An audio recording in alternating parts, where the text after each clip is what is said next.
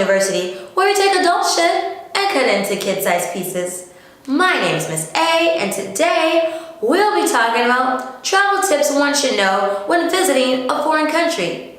Now, there are many things one should know when visiting a foreign country, but I feel the tips that I'm going to present to you in today's classroom discussion are essential and actually common sense, for the most part.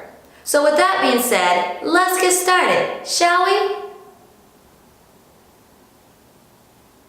The first thing you should take into consideration when traveling abroad is that your identification documents, that is, your passport and visa, should be with you at all times.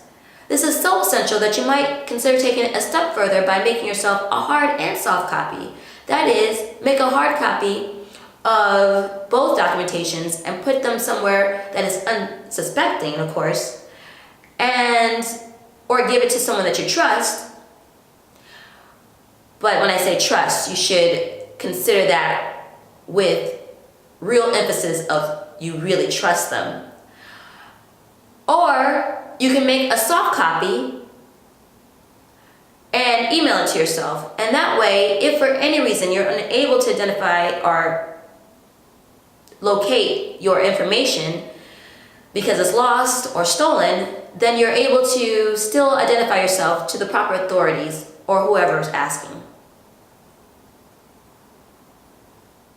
When traveling to a foreign country, you should be aware of its social and political climate, and you should be aware of its cultural expectations and adhere to them accordingly. All this is to say is try not to stick out like a sore thumb. You don't want to draw unnecessary negative attention, and you don't want to draw, let's say, attention of those who want to take advantage of foreign travelers.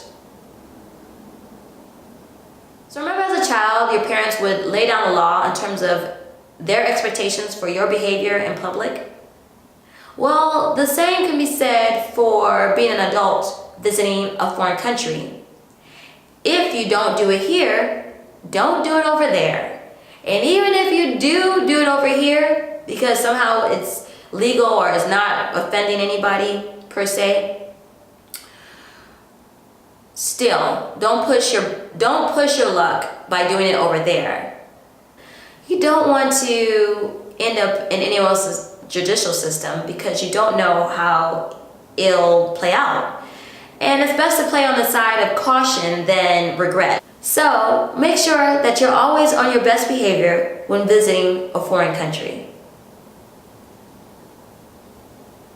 So usually we let our loved ones know our logistics in terms of traveling.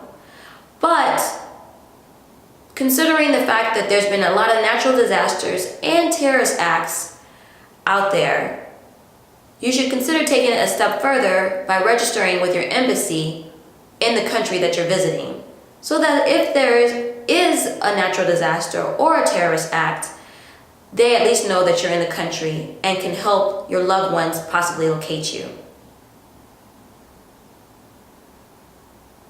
The next few travel tips are all money related. When it comes to traveling, be it domestically or abroad, most people only have enough money for the trip and the good times they expect to have. So my first tip to you when it comes to money and traveling abroad is to make sure you have a just-in-case money set aside so that if all else fails and you don't have any other money, you at least have some money to ease the burden, if not altogether rectify the situation, whatever that may be, that it is an emergency. Another thing you should consider when it comes to money and traveling abroad is to look up the conversion rate before you travel. Also, you should make sure that your credit card works in the country that you're visiting. And make sure that you have local cash on you, just in case your credit card isn't accepted. And lastly, when it comes to money and traveling abroad, you should consider looking up the entrance and exit fees of that country. Well, that's it for today. Just a few travel tips to consider when traveling abroad. Thank you for attending class.